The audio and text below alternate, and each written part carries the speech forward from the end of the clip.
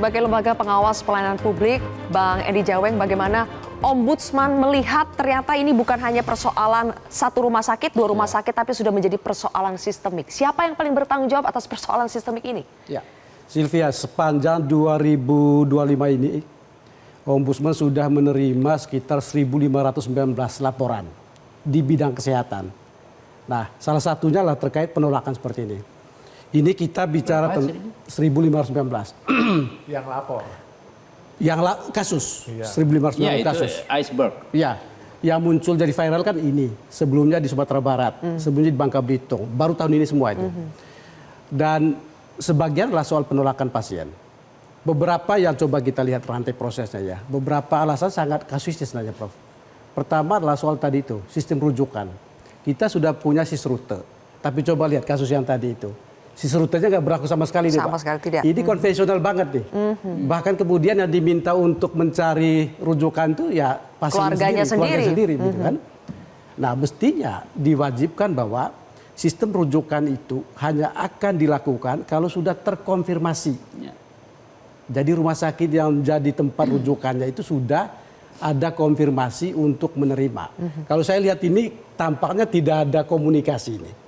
Jadi dia ke AB Pura juga tidak ada konfirmasi, lalu kemudian ke Bayangkara juga sama dan sebagainya. Jadi kemudian pasiennya itu kemudian harus mencari sendiri. Bahkan Sylvia, untuk ambulans dan sopir saja itu baru muncul karena perwakilan kami kemudian melakukan investigasi, itu baru muncul 1:30 pagi loh. 1:30 pagi. Coba bayangkan. Satu. Kemudian kedua adalah dari kasus ini juga kita lihat bahwa tampaknya soal administratif itu jauh lebih dominan ketimbang substantif. Ya. Padahal kan kesehatan itu sederhana hukumnya. Keselamatan rakyatlah hukum tertinggi dalam pelayanan publik. Kalau begini ini enggak.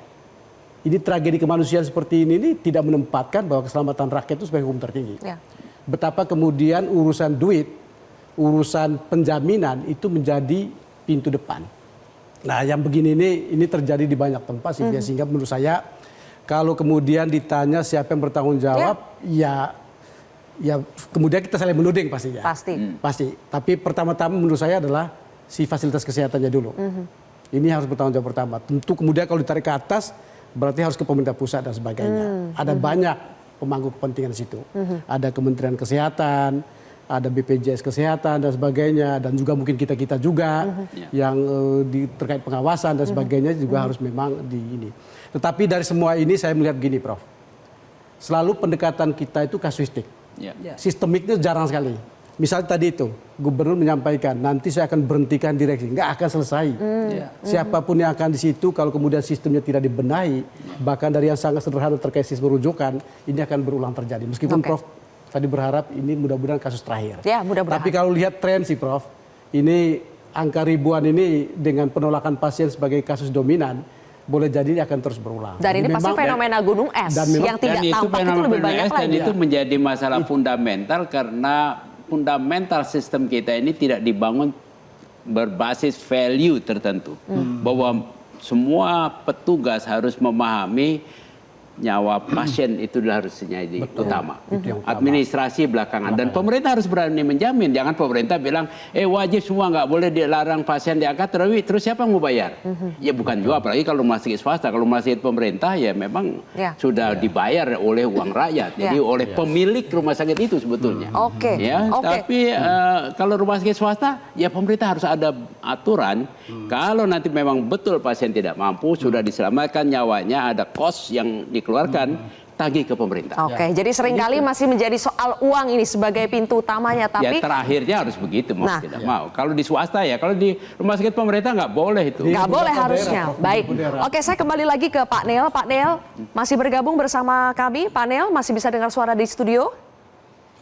Oke, Pak Nel, kasus ini sudah mendapatkan banyak atensi. Saya yakin sudah banyak ya pejabat yang datang ke rumahnya Pak Nel. Pak Nel, untuk menghentikan kejadian serupa terulang kembali dan mungkin ini berpotensi masih bisa menimpa saudara-saudara kita yang lain. Apa harapan atau apa perbaikan yang Pak Nel sampaikan kepada para pemangku kebijakan itu? Pertama-tama saya terima kasih kepada Bapak Presiden, Bapak Prabowo Subianto, sudah turunkan tim untuk kasus ini, dan saya harapkan untuk tim yang turun nanti mereka sidak baik-baik untuk mereka yang tidak bertanggung jawab dan mereka yang lalai lakukan tugas sebagai dokter dan suster atau perawat. Harapan saya ke depan mereka yang tidak bisa membantu atau tidak bisa menolong, lebih baik diganti saja. Terus kalau boleh dokter atau suster yang ditugaskan untuk dalam satu rumah sakit, jangan itu ada satu atau dua orang suster atau dokter. Tolong untuk dalam satu rumah sakit besar itu ada, kalau boleh 5 dokter yang ada. Ketika satu keluar atau dua keluar, mereka bisa bertanggung jawab dengan pasien yang dirujuk atau diantar seperti yang saya alami. Biar nanti mereka tidak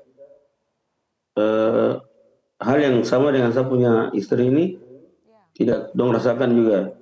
Jadi untuk kedepannya rumah sakit tolong adakan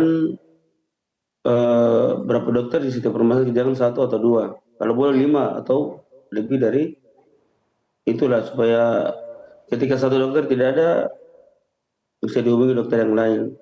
Kendalanya kemarin hanya di dokter saja karena memang waktu itu hanya satu dokter, jadi terjadi hal begini. Jadi masukan saya untuk kedepannya kalau boleh semua rumah sakit ada dokter pengganti dan lebih daripada 1 atau 2, lebih baik 5 atau 10 saja. Oke, baik. Begitu kalau saja. begitu. Panel, terima kasih sudah bergabung bersama kami dan sekali lagi kami turut mengucapkan berbela-sungkawa. Panel, kami tahu pasti berat sekali, apalagi ada 2 anak juga yang harus Pak Nel urus. Mudah-mudahan Pak Nel dan keluarga bisa tegar dalam menghadapi ini. Terima kasih Pak Nel. Mudah-mudahan juga ada perbaikan dari pemerintah yang lebih konkret lagi. Dokter Slamet, apakah sebetulnya selain kita sudah tahu ada problem jumlah kapasitas dari sumber daya manusia, tapi kan ada sebetulnya tenaga medis di situ. Apakah di situ juga ada banyak hal-hal yang dilematis, kegamangan dalam mengambil sikap, dalam mengambil keputusan karena takut misalnya nanti kalau salah nanti dipidana atau sebagainya. Boleh dijawab nanti, Dokter Slamet. Kita jeda lagi pemirsa, kontroversi akan kembali sesaat lagi. Jelajahi cara baru mendapatkan informasi. Download Metro TV Extend sekarang.